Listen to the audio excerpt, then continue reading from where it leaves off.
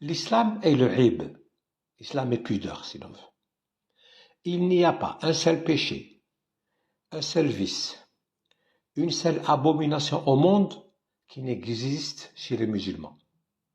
Les Occidentaux se sont libérés de leurs frustrations et de leurs fantasmes, alors que les musulmans continuent à couver les leurs, à les subir ou à les infliger à autrui.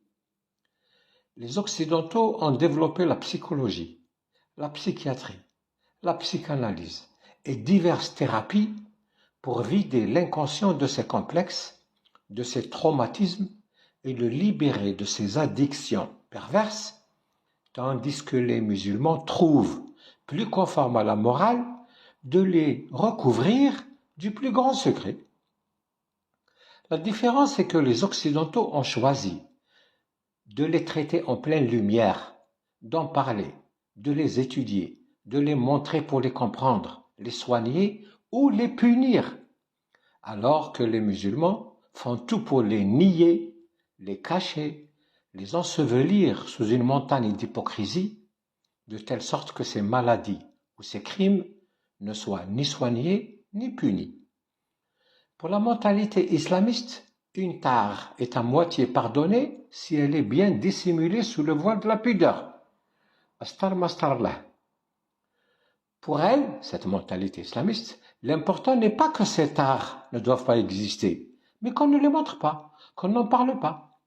Et les hommes de religion, les imams et autres, sont tout fiers de présenter cette hypocrisie comme faisant partie des valeurs supérieures de l'islam. C'est dans un tel climat de mensonge, de dissimulation, donc de permissivité, que les tares prospèrent. Dans les madrasas, ouvertes dans les années 40 et 50 par l'association des ulama algériens, on enseignait les mêmes matières que celles dispensées dans les écoles françaises, en dehors de l'arabe et des cours religieux bien sûr.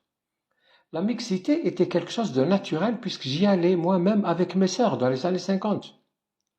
Les maîtres d'école s'habillaient selon leurs moyens. Le directeur était toujours impeccablement mis, quand même, malgré le peu de moyens qu'avaient les Algériens à l'époque. Avec costume cravate. Et il n'y avait ni qamis, ni calotte, la araqiya, ni calotte blanche ou rouge. Rouge, il y en a chachi à Istanbul. Ni barbe bien ou mal taillée, ni claquette aux pieds. Il y avait l'islam sans l'islamisme. Il y avait la foi et la joie de vivre en même temps. Tout le monde était musulman, mais personne n'était islamiste. Comme s'il avait deviné l'usage qui pourrait être fait de la religion dans le domaine politique, Ben Badis avait donné pour devise à son journal, intitulé Al-Muntaqid, je cite la phrase qui était mise en exergue sur le journal Al-Muntaqid de l'association, bon, l'association n'existait pas encore, mais du penseur Abdelhamid Ben Badis. Il écrivait « La vérité au-dessus de tous, la patrie avant tout ». C'était en 1924.